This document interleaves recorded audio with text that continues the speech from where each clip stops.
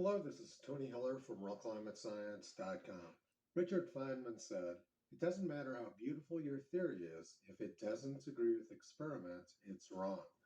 I asked ChatGPT this question: if atmospheric carbon dioxide levels increased by a factor of 10, what would happen to corals and shellfish? ChatGPT responded, if atmospheric carbon dioxide levels were to increase by a factor of 10, it would have significant and potentially devastating impacts on corals and shellfish. Then it went on with a long diatribe about ocean acidification and said that an increase of 10x carbon dioxide levels in the atmosphere would be a catastrophic scenario. Had ChatGPT done any actual research, it would have known that what it was saying wasn't true. We don't have to speculate the effect of higher levels of carbon dioxide on corals and shellfish because we have hundreds of millions of years of empirical evidence. The greatest expansion of life on Earth, including the appearance of corals and shellfish in the oceans, occurred 540 million years ago. This was during the Cambrian era, and at that time, carbon dioxide levels in the atmosphere were about 15 times higher than they are now. The historical record shows that corals and shellfish thrive at much higher levels of carbon dioxide in the atmosphere.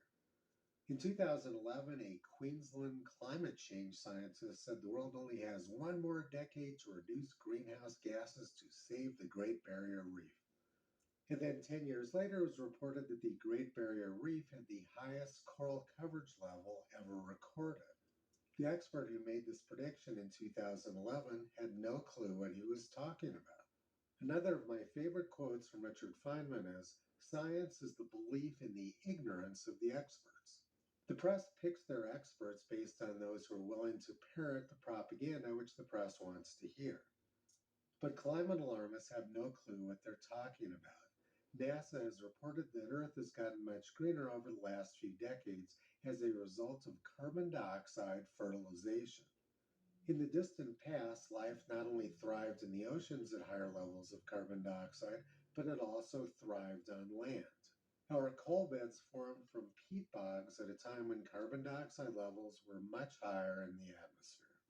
If we burn the coal and return the carbon dioxide to the atmosphere, it's reasonable to expect that the Earth would get much greener in response to the burning of coal. We have 540 million years of empirical data to work with, but what ChatGPT has learned is just to parrot propaganda.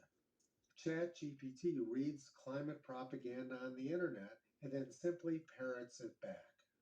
Toto has been pulling back the curtain on climate propaganda for the past 15 years, and now we have ChatGPT as a new source of it. You can visit Toto, Kyrie, Caesar, Toki, Upla, and the four new puppies on the web at RealClimateScience.com.